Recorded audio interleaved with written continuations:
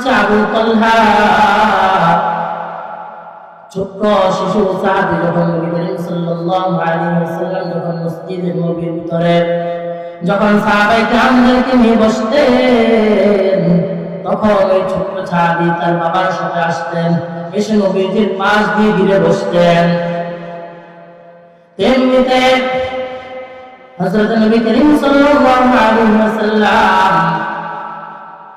একদিন ওই ছোট্ট সাহাবী যখন বলল, ইয়া রাসূলুল্লাহ, ইয়া হাবিবাল্লাহ, আমি আপনাকে অনেক ভালোবাসি।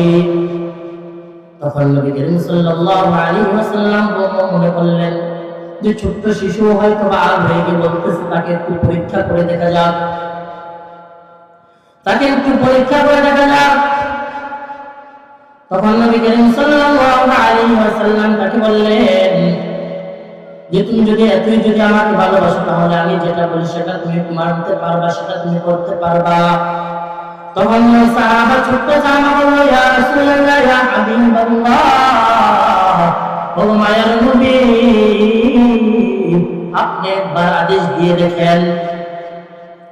তখন আল্লাহ তাআলা রাসূল ওই ছোট্ট সাহাবীকে বললেন যে তুমি যাও, তোমার পিতার কল্লা থেকে আমার কাছে নিয়ে আসো। তখন ওই ছোট্ট শিশু, ওই ছোট্ট সাহাবী হাতের মধ্যে তরবারি নিয়ে বাড়ির দিকে রওনা দিয়েছে। যে আল্লাহ রাসূল যেহেতু বলছে তার পিতার কল্লা কেটে এনে আমার রাসূলের সামনে হাজির করতে হবে, বলেন না আল্লাহু আকবার।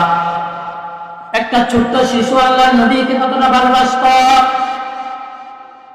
একটা ছোট্ট শিশু আল্লাহর নবীকে কতটা ভালোবাসতো। তখন ওই শিশু যখন বাড়ির দিকে তরবারি নিয়ে রওনা দিয়েছে, তখন আমার মায়া নবীকে বললেন, হে আবু তালহা, এদিকে আসো। ইসলামের ভিতরে কোনো আত্মীয়তা সুন্দরকারী মহাপাপ। আমি তোমাকে পরীক্ষা করার জন্য বলেছিলাম যে তুমি আমাকে কতটুকু ভালোবাসো তা পরীক্ষা করার জন্য আমি তোমাকে বলেছিলাম তোমার পিতার কল্লা কেটে এনে আমার সামনে হাজির করতে। এমনি করে কিছুদিন পর আবু তালহা অসুস্থ হয়ে পড়লেন। মায়ার নবী সাহাবায়ে কেরামদেরকে নিয়ে আবু তালহাকে দেখতে গেলেন। আবু তালহাকে দেখতে যাওয়ার পর মায়ার নবী যখন আবু তালহাকে সাহাবায়ে কেরামদেরকে নিয়ে দেখতে গেলেন, তখন আবু তালহা অজ্ঞান অবস্থায় ছিলেন। মায়ার নবী আবু তালহার পিতামাতাকে বললেন, হে আবু তালহার পিতামাতা, আমার আবু তালহা মনে হয় আজকে রাতের মধ্যে ইন্তিকাল করবে। মায়ার নবী বললেন যে আমার আবু তালহা যদি রাতের মধ্যে যদি ইন্তিকাল করে তাহলে তোমরা আমি রাসূলকে খবর দিবা। রাসূলের উদ্দেশ্য হলো যে রাসূল তার নিজ হাতে আবু তালহাকে গোসল দিবে, রাসূল আবু তালহার জানাজা নিজে পড়াবে। কিন্তু আবু দেখো রে ভাই, আবু তালহা কতটা নবীজিকে ভালোবাসতো। আবু তালহা যখন জ্ঞান ফিরল, আবু তালহা তখন তার পিতামাতাকে জিজ্ঞাসা করলেন, হে আমার আব্বু, আমার প্যারা নবী কি আমাকে দেখতে এসেছিলেন?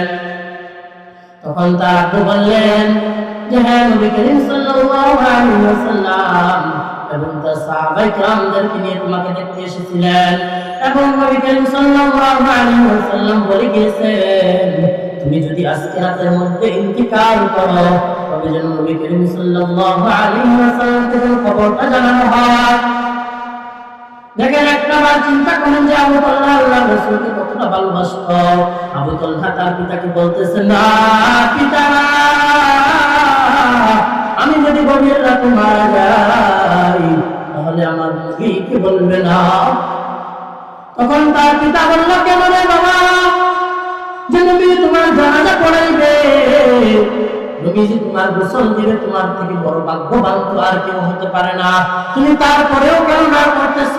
তখন আবু তালহা বলল, আব্বু চাইয়া দেখো, ওই যে আমার বাড়ির সামনে দেখা যাইতেছে ইহুদির ঘর, আমার বাড়ির সামনে দেখা যাইতেছে কয়েকজন ইহুদির ঘর, আমার নবী আমার মৃত্যুর খবর শুই না রাত্রেবেলা যদি এই রাস্তা দিয়ে যদি হেঁটে আসে, এই রাস্তা দিয়ে হেঁটে আসার সময় ইহুদিরা যদি আমার নবীকে যদি আক্রমণ করে, তাহলে আমি আবু তালহা ওই আক্রমণ সহ্য করতে পারবো না। আমি আবু তালহা ওই জানাজা চাই না, আমি আবু তালহা ওই গোসল চাই না, যে গোসল দিতে এসে আমার নবীজিকে কষ্ট পেতে হয়। দেখেন এই যে ছোট্ট সাহাবা, এই ছোট্ট শিশু সাহাবা আল্লাহ রাসূল কতটা ভালোবাসতো। হে যুবক, আজকে তুমি কাকে ভালোবাসো? আজকে তুমি দুনিয়ার প্রেমে মগ্ন, আজকে তুমি দুনিয়ার প্রেমে মগ্ন।